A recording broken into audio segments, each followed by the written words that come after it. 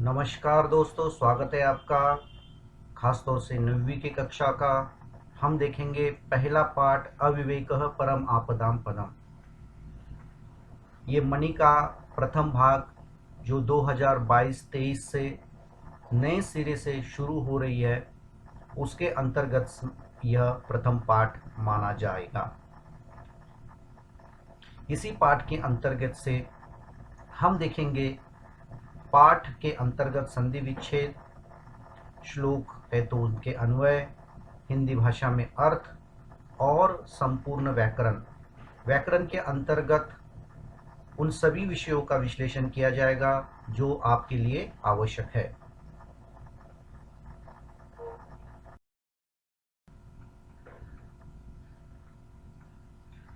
यहाँ पर ये देखिए भूमिका है। सबसे पहले हम भूमिका को देखते हैं। ऋचा और व्योम ये एक कक्षा में पढ़ने वाले छात्रा और छात्र है।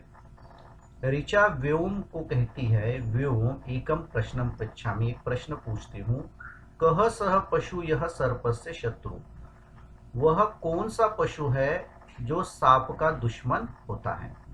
व्योम कहता है, ऋचे गरुडः सर्पम भक्षयति, गरुड़ सांप को खाता है। मयूरः अपि अहिभुक् कथ्यते, मोर भी अहिभुक कहा जाता है क्योंकि भी सांप को खाता है। अहि मतलब सांप, भूख मतलब खाने वाला।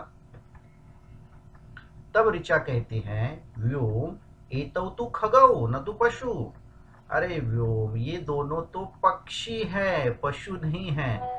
मैं तो पशु की बात कर रही हूँ और तुम पक्षियों के बारे में बता रहे हो, मुझे तो पशु के बारे में बताओ। तब व्योम कहता है, आम ज्ञातम, हाँ हाँ हाँ समझ में आ गया, एष नकुल सर्पस्य शत्रु यस्य चित्रमात्र दत्तम, यह नेवला सांप का दुश्मन है जिसका चित्र यहाँ पर दत्तम दिया गया है। ऋचा आप कहते हैं, इदानीम वद, इदानीम यानी अब, वद बोलो, किम अस्याम कथायाम सर्पः बालम दशति, क्या इस स्टोरी में सांप बालक को, बच्चे को, दशति काटता है, अथवा नकुलः सर्पम मारयति या नेवला सांप को मार देता है। तब व्योम कहता है, एतत्तु कथाम पठित्वा एव ज्ञास्यामः, ये तो कहानी पढ़कर ही समझ में आएगा, परंतु प्रथमम एतत् वद, लेकिन सबसे पहले ये बताओ, कुतः गृहीता एषा कथा, ये कहानी कहाँ से ली गई है। तब ऋचा कहती है, मम आचार्य अकथयत, मेरी मैडम ने कहा था, एषा कथा हितोपदेशात् गृहीता, यह कहानी हितोपदेश नामक किताब से ली गई है, जो कि संस्कृत कथा के लिए हितोपदेश नाम का ग्रंथ प्रसिद्ध है। तत्र अनेकाः मनोरंजकाः नीति कथाः सन्ति, वहां अनेक मनोरंजक, मन को लुभाने वाली नीति कथाएं, मतलब वैल्यू से भरी हुई, नीतियों से भरी हुई कहानियां हैं। व्योम कहता है, बाणम बहुत बढ़िया, पाठम पठित्वा तो प्रश्न से उत्तरम दास्यामि, लेसन को पढ़कर तुम्हारे प्रश्न का उत्तर दूंगा। शोभनम बहुत बढ़िया, अधुना पाठम पठामः, अब हम पाठ को पढ़ते हैं। मैं बताना चाहता हूँ ये भूमिका बनाई गई है, इसके आधार पर कभी, अभी इसके पहले तो कभी प्रश्न पूछे नहीं हैं, पाठ के आधार पर ही पूछे जाते हैं। ये जस्ट मान के चलिए जैसे कोई कार्यक्रम होता है तो एक एंकरिंग का पार्ट जैसे होता है, उसी तरीके से यह एक भूमिका बनाई गई है।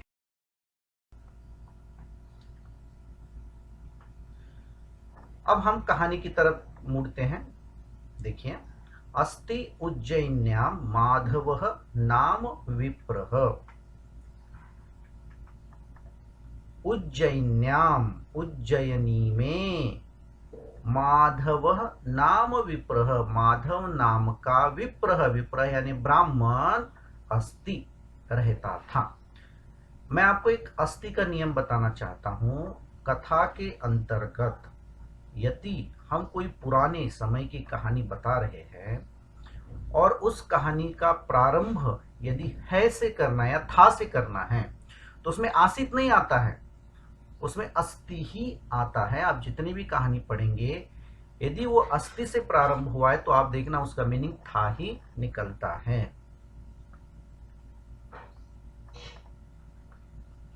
एकदा तस्य भार्या, ये जो माधव नाम का ब्राह्मण है, तो एक बार उसकी भार्या, भार्या यानी पत्नी, स्वबालापत्यस्य, अपनी संतति, अपने बच्चे के रक्षार्थम, रक्षा के लिए, अपने बालक पुत्र की रक्षा के लिए, तम अवस्थाप्य, तम यानी उसको, उसको यानी किसको, ब्राह्मण को, ये जो ब्राह्मण है उस ब्राह्मण को अवस्थाप्य नियुक्त करके, अपॉइंट करके, उसको रख करके, स्नातुम गता, स्नान के लिए, नहाने के लिए गता, चली गई। तो यहां पर आप देखिए स्नातुम जो है इसमें तुमुल प्रत्यय आता है और अवस्थाप्य में लेप प्रत्यय है। अव उपसर्ग पूर्वक स्था धातु लेप प्रत्यय, त्वा प्रत्यय और लेप प्रत्यय, इन दोनों प्रत्ययों में अंतर होता है। इसके बारे में मैंने अलग से वीडियो बनाए हैं, आप मेरे चैनल पे जाकर के देख सकते हैं।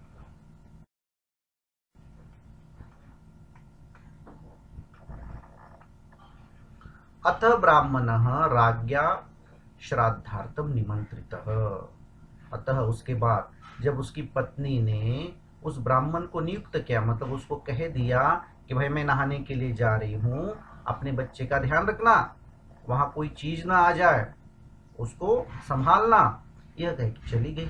अब उसके बाद क्या हो गया, राज्ञा, राजा के द्वारा, मतलब उस नगरी का, उज्जैनी नगरी का जो राजा था, उस राजा के द्वारा ब्राह्मणः श्राद्धार्थम निमंत्रितः, ब्राह्मण श्राद्ध के लिए निमंत्रित किया गया। जो पितरों के लिए, अपने पूर्वज होते हैं जिनकी मृत्यु हो चुकी है, उनके तर्पण के लिए श्राद्ध किया जाता है, उनकी तृप्ति के लिए श्राद्ध किया जाता है, तो श्राद्ध के लिए निमंत्रित किया गया। ये जो वाक्य बनाया गया है, यह यदि इंग्लिश में हम कहेंगे तो पैसिव वॉइस है, जिसको हम संस्कृत में कहते हैं कर्मवाच्य, कर्म की यहाँ पर प्रमुखता है। यदि यह एक्टिव वॉइस में होना चाहिए तो कैसे होना चाहिए, तो कर्तृवाच्य और कर्मवाच्य, इन दोनों के नियम आपको पता होना चाहिए। उसका भी मैंने अलग से वीडियो बनाया है, सारे वीडियोस की लिंक मैं नीचे दे रहा हूं, आप डिस्क्रिप्शन में जाकर के देख सकते हैं। ब्राह्मणः सहज दारिद्र्यात् अचिंतयत्, ब्राह्मण ने सहज दारिद्र्यात् अचिंतयत्, सहज दारिद्र्य मतलब शुरू से ही गरीबी देखी है उस ब्राह्मण ने, तो जो गरीब आदमी है वो पैसों के बारे में बहुत सोचता है, काम मिल जाता है तो उसको छोड़ना नहीं चाहता है।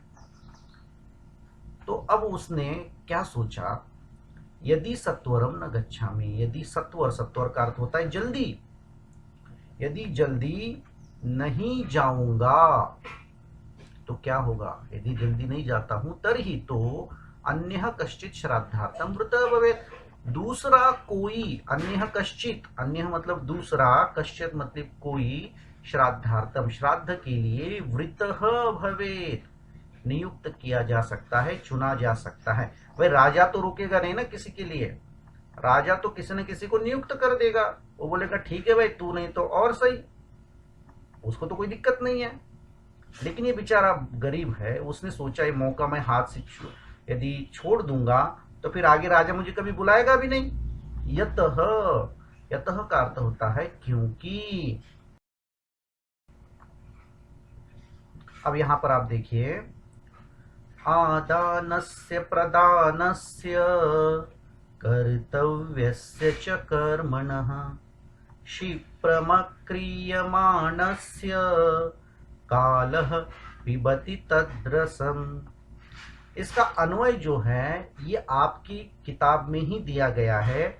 जब आप अपनी किताब के लास्ट में देखोगे, पीछे के साइड में सारा प्रश्न उत्तर जो दे उसके पश्चात देखते हो तो वहां पर ये अन्वय आपको देखने को मिलेंगे, जो 2022-23 की मनिका है उसको।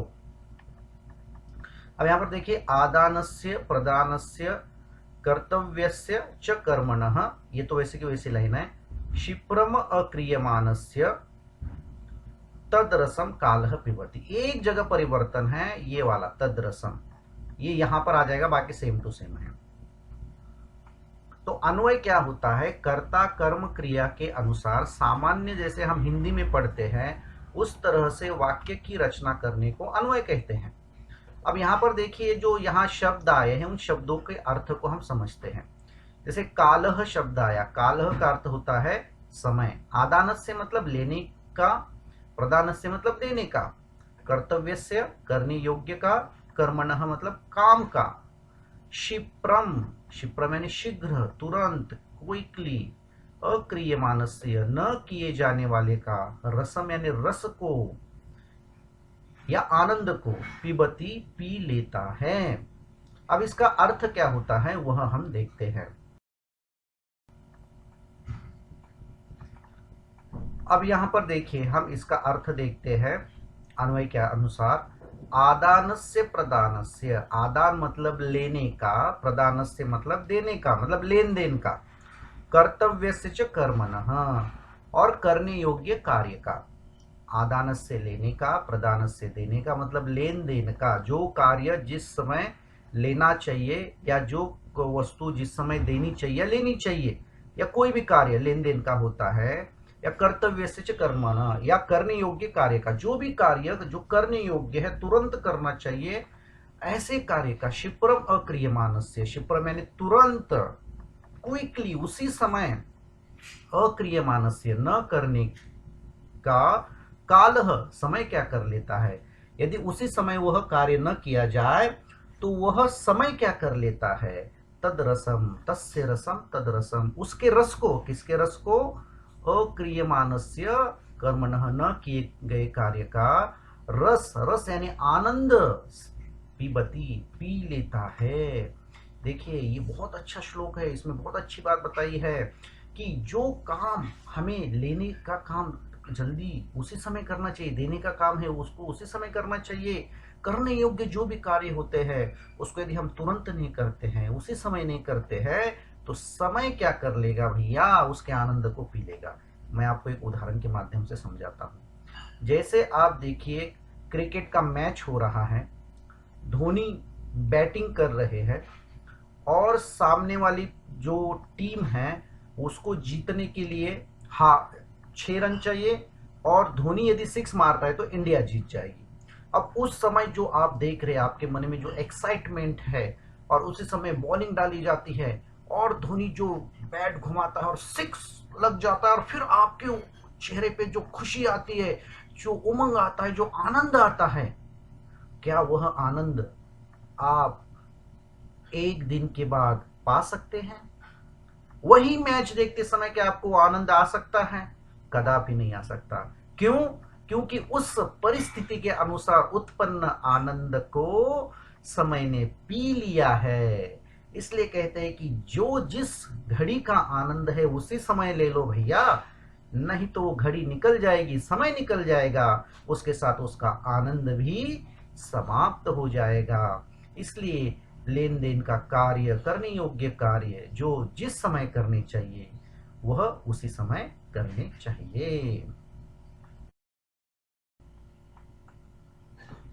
अब यहां पर देखिए कर्तृ क्रियापद जो जो है, जैसे यहां पर आप देखिए माधव ये कर्तृपद है और अस्ति उसका क्रियापद है। उसके पश्चात भार्या कर्तृपद है और गता उसका क्रियापद है। उसके पश्चात ब्राह्मणः कर्तृपद है और अचिंतयत उसका क्रियापद है। उसके बाद यहां पर देखिए कश्चित कर्तृपद है और भवेत उसका क्रियापद है। कालह कर्तृपद है और पिबती उसका क्रियापद है। एक बात नोट कर लीजिए, आप ध्यान में रखिए, कर्ता हमेशा प्रथमा विभक्ति में ही होता है। विभक्ति यानी यहां पर प्रथमा विभक्ति का अर्थ क्या है, बालकः बालको बालकाः, इसके अंतर्गत आने वाले ये शब्द, बालकः बालको बालकाः, बालिका बालिके बालिकाः, फलम फले फलानि, पुष्पम पुष्पे पुष्पानि, ये जो शुरू में आते हैं ना फर्स्ट नंबर वाला, वह प्रथमा विभक्ति। तो कर्ता हमेशा कर्तृवाच्य में प्रथमा विभक्ति में ही आता है। और क्रिया, जब कर्ता प्रथमा विभक्ति में होता है तो क्रिया कर्ता के अनुसार ही चलती है। ये इसका निश्चित नियम है, इसको हमें ध्यान रखना है। अब इसके अंतर्गत आने वाले पर्याय पद देखिए कौन से होते हैं। देखिए विप्रह यानी ब्राह्मण, तो विप्रह ब्राह्मण ये पर्याय पद हो गया विप्र का। एकदा एकवारम, भार्या पत्नी, भार्या के लिए आप जो जो पत्नी के लिए जो जो पर्याय पद है वो सारे यहां लेने हैं। अपत्यस्य संतते है, अपत्य बच्चा खुद का, संतति, संतति का षष्ठी विभक्ति में बनता है संतते है। अवस्थाप्य नियुक्त करके, स्थापयित्वा या नियोज्य। ब्राह्मण, ब्राह्मण के लिए दो शब्द यहां पर मैंने दिए हैं, विप्रह द्विजः। विप्रह तो इसमें ऑलरेडी आया है, द्विजः भी इसको ब्राह्मण के लिए प्रयोग में लाया जाता है। राज्ञा, राज्ञा राजन शब्द होता है, राजन शब्द का तृतीय विभक्ति एक वचन में राज्ञा बनता है। ये शब्द थोड़ा आपको दिमाग लगा करके समझना है, क्योंकि राजन शब्द है न एंडिंग वर्ड होता है, नकारांत शब्द होता है।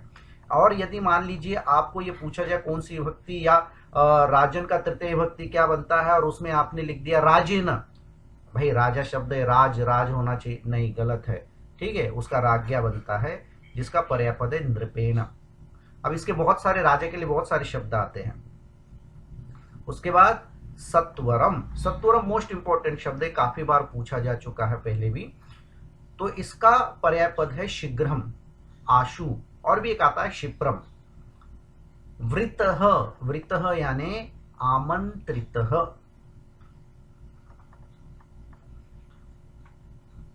आदानस्य, आदानस्य मतलब स्वीकरणस्य, लेन का।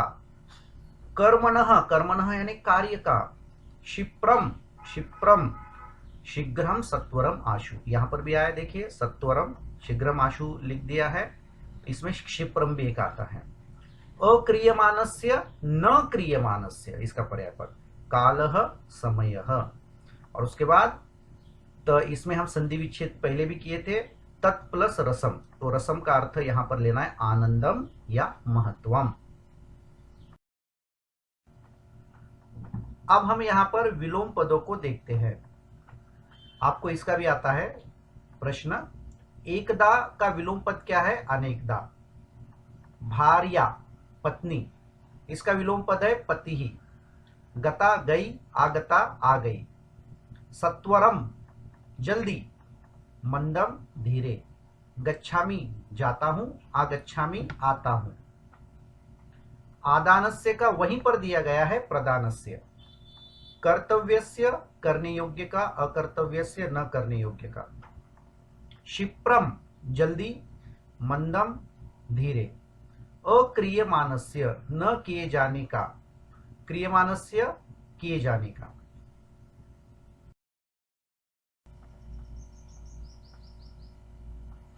अब यहां पर हम इसके आधार पर प्रश्न उत्तर देखते हैं कि आपको किस तरीके से पेपर में प्रश्न आने वाले हैं। विप्रस्य नाम किम, ब्राह्मण का नाम क्या है। अब इस पैराग्राफ को आपको ध्यान से पढ़ना है और इसके आधार पर आपको प्रश्न देने हैं। तो देखिए, माधवः, तो हम लिखेंगे माधवः। विप्रस्य नाम माधवः। कह अचिंतयत, किसने सोचा। देखिए एक पद में, इसलिए मैंने एक ही पद में लिखा है इसको, ठीक है। किसने सोचा, तो किसने सोचा पैराग्राफ के अंतर्गत आपको ढूंढना पड़ेगा। तो यहां पर आप देखिए, यहां है ना अचिंतयत, अचिंतयत किसने सोचा? ब्राह्मण ने सोचा, इसलिए हम लिखेंगे ब्राह्मणः। अब यहां पर हम देखेंगे पूर्ण वाक्य में उत्तर, तो पूर्ण वाक्य में उत्तर देना है। तो देखिए, ब्राह्मणः सहज दारिद्र्यात् किम अचिंतयत, ब्राह्मण ने सहज दारिद्रता से, मतलब बचपन से गरीबी देखने के कारण से, किम अचिंतयत, किम यानी क्या, अचिंतयत सोचा। तो इसका उत्तर इस पैराग्राफ के अंतर्गत है। यहां पर आप देखिए, यदि सत्वरम न गच्छामि तर्हि अन्यः कश्चित् श्राद्धार्थम वृतः भवेत्, इसका उत्तर है। तो यहाँ पर हम क्या लिखेंगे, ब्राह्मणः सहज दारिद्र्यात् अचिन्तयत् यदि सत्वरं न गच्छामि तर्हि अन्यः कश्चित् श्राद्धार्थं मृतः भवेत्। इसका अर्थ होता है यदि जल्दी नहीं जाता हूं तो कोई दूसरा श्राद्ध के लिए नियुक्त किया जा सकता है। कालः कस्य रसं पिबति, समय किसके रस को पीता है, समय किसके रस को पीता है। तो यहाँ पर देखिए लिखा है, ये जो श्लोक लिखा है इस श्लोक के अन्वय को आपको लिखना है।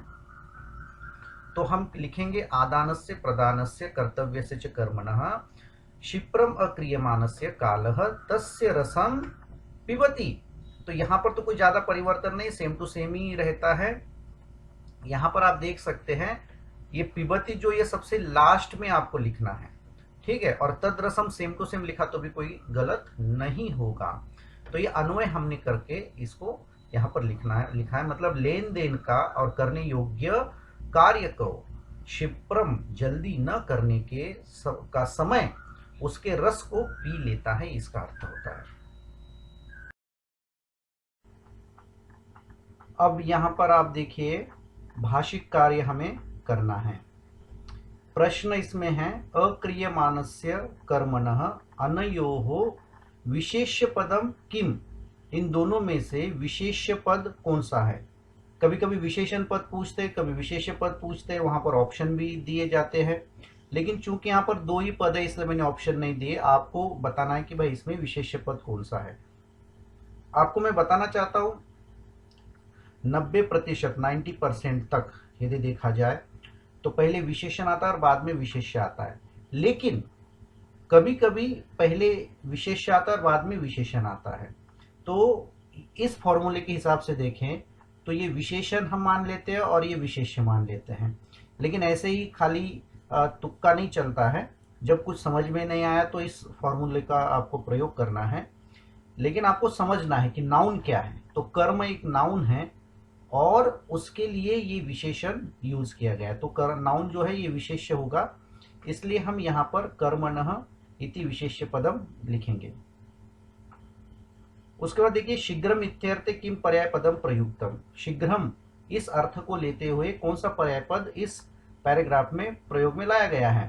तो 4 ऑप्शन है, माधव अथ यदि सत्वरम, तो कौन सा है ये देखिए यहाँ पर सत्वरम, ये जो है ये पर्याय पद यूज किया गया है, इसलिए हम सत्वरम को चुनेंगे जो कि यह उत्तर है। उसके बाद अचिंतयत इत्यस्य कर्तृपदम किम अस्ति, अचिंतयत इसका कर्तृपद क्या है। तो इसके लिए 4 ऑप्शन हैं, ब्राह्मणः रक्षकः खादितः बालकः। अब देखिए ब्राह्मणः रक्षकः बालकः ये तीनों के तीनों जो है प्रथमा विभक्ति एकवचन में है। तो यदि पैराग्राफ नहीं होता तो तीनों हम सही मानते, लेकिन यहाँ पर पैराग्राफ है और उसमें जो सेंटेंस है उस सेंटेंस के हिसाब से हमें आंसर चुनना है। तो इसका आप देखिए ये जो यहाँ पर दिया है ब्राह्मणः, ठीक है, ये यहाँ पर आएगा ब्राह्मणः अचिंतयत। तत्पश्चात यहाँ पर आप देखिए आदानस्य इत्यार्थे किम विलोम पदम प्रयुक्तम, आदानस्य इसके लिए विलोम पद कौन सा प्रयोग किया गया है, सत्वरम प्रदानस्य कर्मणः राज्ञा। तो इसमें से हमें देखना है ये वाला, देखिए यहां पर आया है प्रदानस्य, तो प्रदानस्य यह इसका विलोम पद है।